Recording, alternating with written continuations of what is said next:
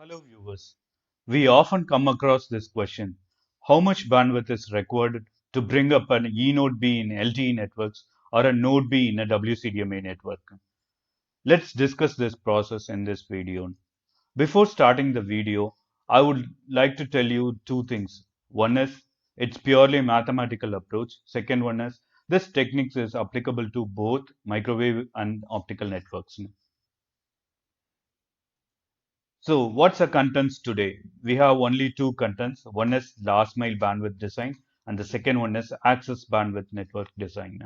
So last mile bandwidth. What is last mile? Last mile is nothing but a site which is in the last part of the microwave chain or in the optical chain. Okay, after that there is no other site is connected to the site. For example, this might be called as a end site or a spur site or a last site. So whatever bandwidth is given to this site is completely enjoyed by this site. So we are going to we are going to dimension this kind of bandwidth also for WCDMA and LTE network. And second one is access network bandwidth. So there are a lot of sites are there. All these sites are connected to either microwave or optical network, and finally it reaches the core network. So we are going in the marked areas. We are going to dimension how much bandwidth is required in the access network. Okay, let's start the process now. So before going through the process, um, what is the key parameter which decides the transport network dimensioning? Obviously, it's from RF parameters. So which RF parameter? It is the radio network throughput. The throughput between UE and the node B. Okay, based on that value only, we started dimensioning our transport network design. So let's see four different parameters from a trend. This is a trend taken from a E node B or a node B for a 1 day time, 1 day period. So it starts from 00 hours to 23:59 hours. Okay, there are four parameters are there. One is average throughput in a day. We all know that. So it's the average throughput taken for a particular day. And second one is peak throughput in an unloaded network. Once again,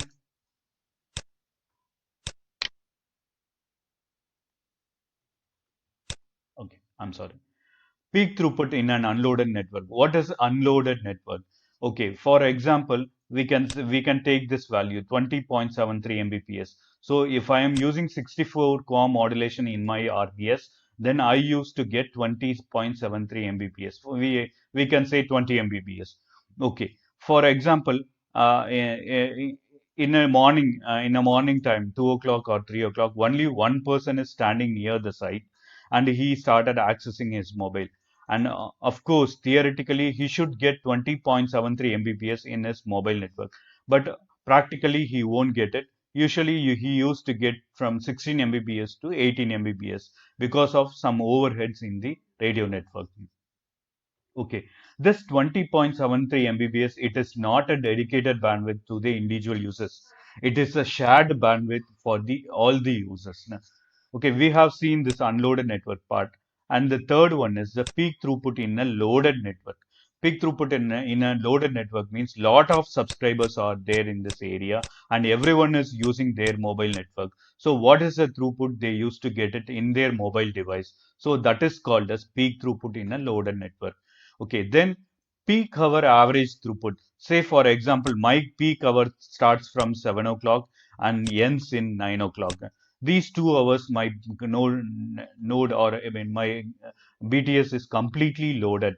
Okay, so based on this average value, 7 to 9, what is the throughput? I am taking the average values and use this parameter to dimensioning the transport network. So these four parameters only we used to dimension the transport network.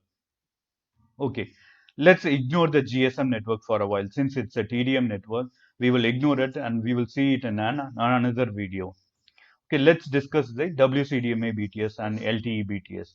Okay, when we talk about WCDMA, it depends upon three things. One is how many codes I am using it, and second one is modulation. What is the modulation we are using? And the third one is whether we are using MIMO or not. And the fourth one is are we using multi-carrier signals or not? Okay, what is the code?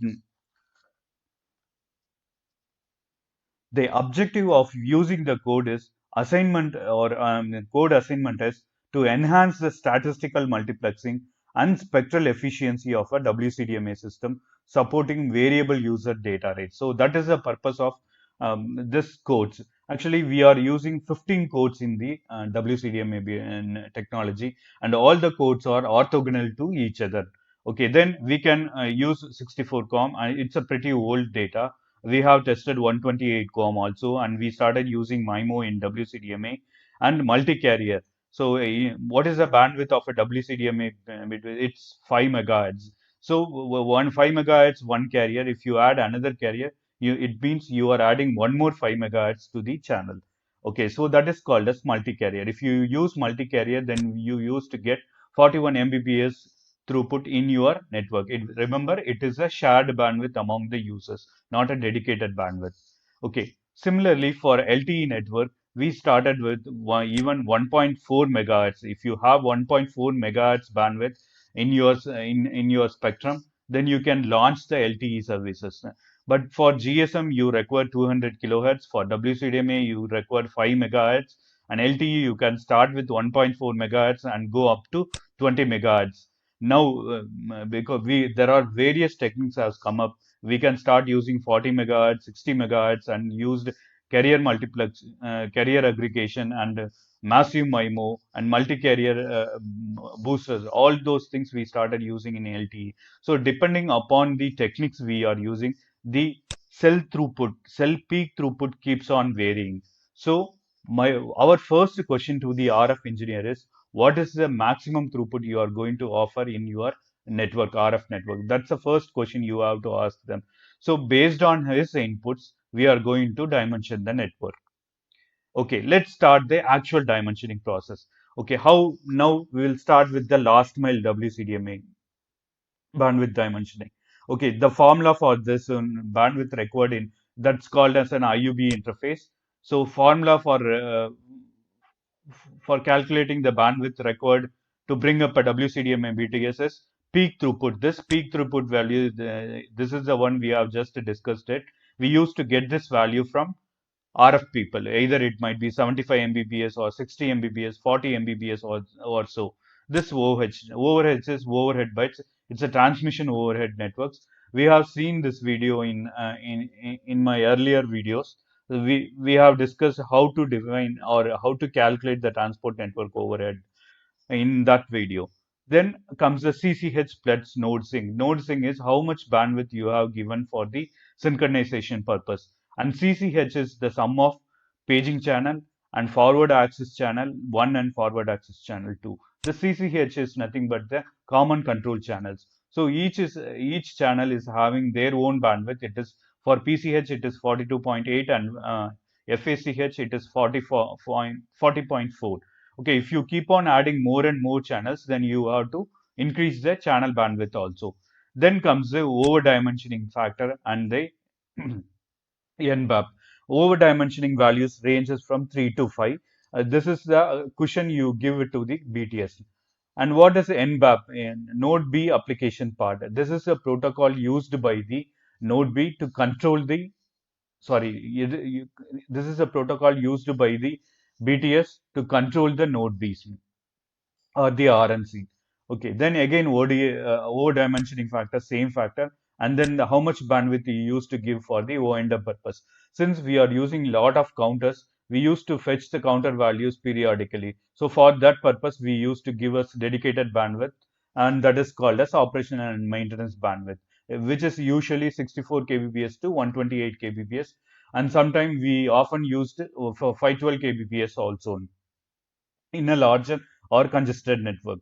Okay, this is one method of calculating the bandwidth required for a WCDMA method. The second method is the peak throughput value that we used to get it from the RF engineer multiplied by the number of carriers. Number of carriers is nothing but how many carriers F1, F2 that we discussed earlier.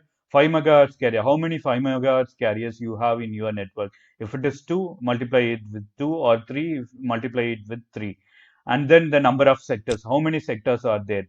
Traditionally we used to have 3 sectors, but because of capacity and coverage purpose we come up with more number of sectors. And then finally, the busy hour factor. Busy hour factor is nothing but it is not our traditional 2G network. In traditional 2G network, the peak hour starts from 10 to 12 in the morning and in the evening 7 to 10. Okay, but this busy hour factor changes in the data world. For example, in the morning time, we used to move to the office environment. So the sites which is serving to the office area picks up lot of traffic. So it attains the busy hour at that particular time in the morning. Evening time, we come back to our house, and the site which is covering the house gets more traffic. So the busy hour is keep on changing between the sites. It depends upon the area and the behavior of the people. So what is busy hour factor? Busy hour factor is nothing but at any given point of time, how much sites in your network attains the busy hour status. So that is called as the busy hour factor. It can be mentioned in percentage. For example, 20 percentage or 30 percentage. What is 20 percentage or 30 percentage? Or 20 for a given point at any given point of time, 20% of my sites are attaining the busy hour traffic. Traffic. That's the meaning of it. Okay, let's move on to the LTE bandwidth. LTE bandwidth, which interface we are going to dimension it? It is the S1 interface. So it's a very simple formula. I'm taking the minimum value of license limited peak throughput, radio limited peak throughput, and hardware limited peak throughput. Okay, what is license limited peak throughput? Even though we are using multiple massive MIMO and multiple carriers, or we use more bandwidth, you should have the license to support all these features. If you don't have the license for massive MIMO, then massive MIMO won't work. So for the given license, what is the peak throughput the radio network will offer? So that is the thing. And the second one is radio limited peak throughput. On the given conditions, if a fully loaded radio network, what is the peak throughput we can expect from the BTS? That is called as the radio limited peak throughput. And then finally, hardware limited peak rate. Hardware limited peak rate is nothing but you used to insert the bandwidth, the transmission bandwidth in a digital cross connect unit in the BTS or E node B or node B. So that multiplexer should handle the switching. So what is the switching speed of the particular hardware? Based on the switching speed, we used to dimension the last mile bandwidth. So minimum of these values, three values is taken and multiplied with transport network overhead bytes. Okay, and the second method is bandwidth required for 4G is peak throughput value. Peak throughput value, we used to get it from the RF people, and the number of sectors are there, and the busy hour factor. Busy hour factor is 20% or 30%. How many percentage of sites at a given point of time attains the maximum value? So that is called as busy hour factor. Usually it is 15%. It goes in up to 40%. This is how we used to design a last mile bandwidth for an LTE network. Okay, then comes the backhaul capacity dimensioning. Either it might be a microwave backhaul or a optical backhaul. For example, we start from the hierarchy. The more and more sites are connected if you go up in the hierarchy. Less number of sites are connected in the lower hierarchy. So for these three sites, these are called spur sites or end sites. We have already seen how to calculate the bandwidth record for these individual spur sites in the earlier session. So then we will go one level up. There are a lot of A1 sites. A1 is the aggregation point one. There are so many A1 sites are there. These A1 sites are connected to A2 aggregation points. So how much bandwidth is required in these interface? This is nothing but the cell throughput, peak cell throughput actually. Peak throughput is nothing but this is the value. Peak cell throughput into number of cells. How many number of cells? Remember, it's not site, number of sectors. It is multiplied with number of sectors. You will get the required bandwidth for this microwave or a optical network. And then we are going one level up. There are a lot of A2 aggregation point twos are there. It is connected to A3. So how much bandwidth is required in this interface? So that is nothing but the average cell throughput into number of cells.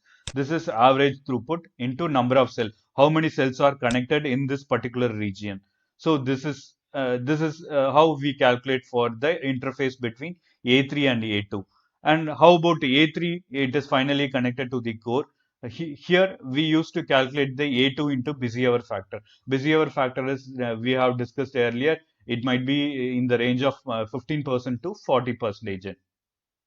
Okay, we have a question. So only we can see three hierarchy. If I have a multiple chains in my microwave network or in optical network, how we can calculate that thing? For example, instead of EPC, here one more level is there A4, and then it is connected to another level, and then it is connected to finally the core network.